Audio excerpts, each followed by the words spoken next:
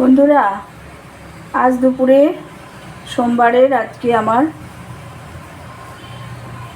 এটা হচ্ছে খাবার, সাবুর ক্ষীর আর মালপোয়া।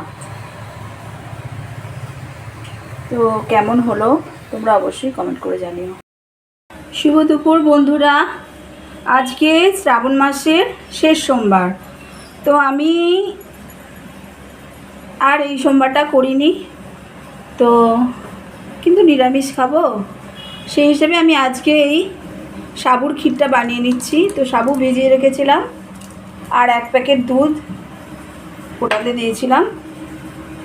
এবার সাবুটা দিয়ে দিলাম, একটা তেজপাতা দিয়েছি। এই সাবুটা ফুটে গেলে তারপর চিনি দিয়ে দেব।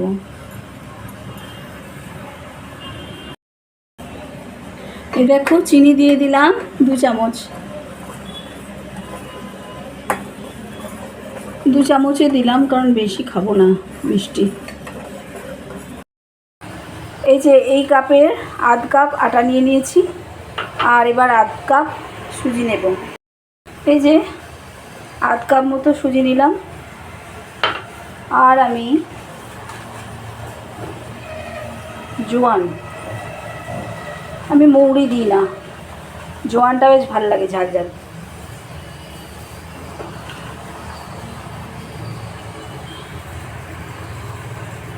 এবার চিনি দেব।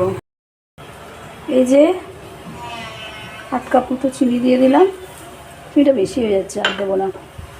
আর এখানে 1 চিমটে মতো নুন দিয়ে দিলাম।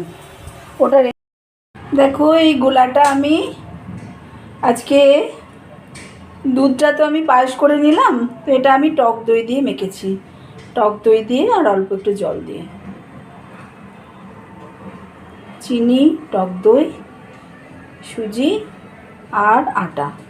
আর এই দেখো মালপোয়া ভাজা হচ্ছে।